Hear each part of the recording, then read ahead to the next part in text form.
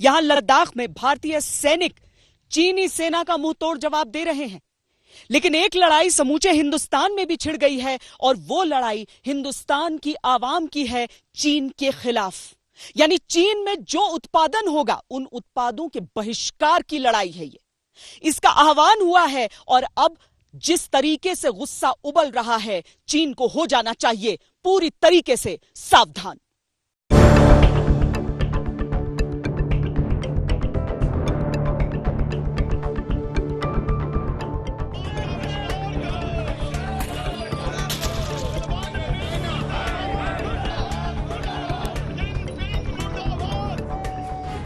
चीन को जवाब मिल रहा है, करारा जवाब मिल रहा है।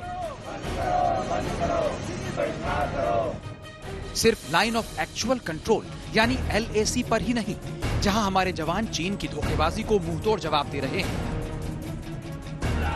बल्कि देश के अलग अलग हिस्सों में हर हिंदुस्तानी उबल रहा है। जवान बंदूक की गोलियों से जवाब दे रहे हैं। हिंदुस्तान के आम नागरिक चीनी माल और सामान के बहिष्कार से जवाब दे रहे हैं। उत्पाद है उनका बहिष्कार किया है और आज से इसका संक्रांत किया। हम पूरे जिले में इन चीनी उत्पादों का बहिष्कार करेंगे। चाइना द्वारा निर्मित कोई भी माल हम लोग नहीं खरीदेंगे। अब जो है हिंदी चीनी भाई भाई का समय खत्म हो गया है। अब चाइना के लिंचिंग का जवाब जो है सिर्फ लॉन्चिंग से दिया जाए। सिर्फ आम आदमी ही नहीं, जो राजनीति के मंझे खिलाड़ी हैं, वो भी आज कह रहे हैं कि चीन को ऐसा सबक सिखाया जाना चाहिए कि उसे कयामत की रात तक वो याद रहे। अब पूर्व सांसद पप्पू यादव की इस तस्वीर को देखिए। जेसीबी मशीन पर चढ़कर चीनी सामान के विज्ञापन पर कालिख पोत रहे हैं।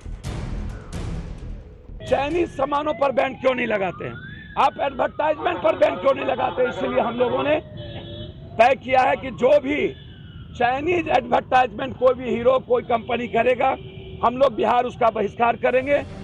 केंद्रीय मंत्री रामदास अठवले तो इतने गुस्से में हैं कि चीन से रोजी ही नहीं, रोटी का भी रिश्ता नहीं रखना चाहते। इसलिए चीनी खाने के भी बहिष्कार की हुंकार भर रहे हैं। चाइनीज होटल्स है, चाइनीज रेस्टोरेंट है, ऐसे रेस्टोरेंट पर पाबंदी लगानी चाहिए और चाइनीज रेस्टोरेंट चलाने वालों ने चाइनीज रेस्टोरेंट बंद करना चाहिए। आपको याद होगा कि जब चीन से आए कोरोना ने मुसीबतों का पहाड़ खड़ा कर दिया था, तब प्रधानमंत्री नरेंद्र मोदी ने उससे लड़ने का हौसला दिया था कि हम आपदा में अवसर तलाश लेंगे। उस समय उन्होंने एक और बात कही थी, जो चीन के लद्दाख वाले धोखे के बाद समूचे देश की आवाज बन गई है। वो आवाज ये कि हिंदुस्तान अब किसी चीनी माल का मोहताज नहीं रहेगा, बल्कि आत्मनिर्भर बनेगा।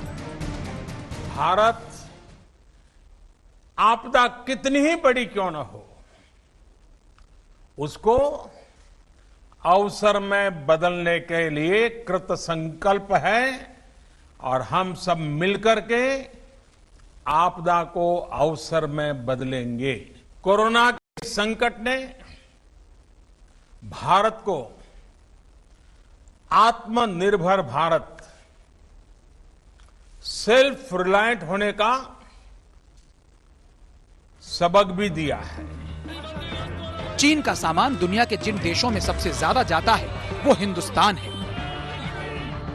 इलेक्ट्रॉनिक मशीनरी 34%, न्यूक्लियर रिएक्टर और मशीनरी 18%, ऑर्गेनिक केमिकल्स 10%, गहने जवाहरात 6%, लोहा इस्पात 4%, प्लास्टिक का सामान 4% और अन्य सामान 24%।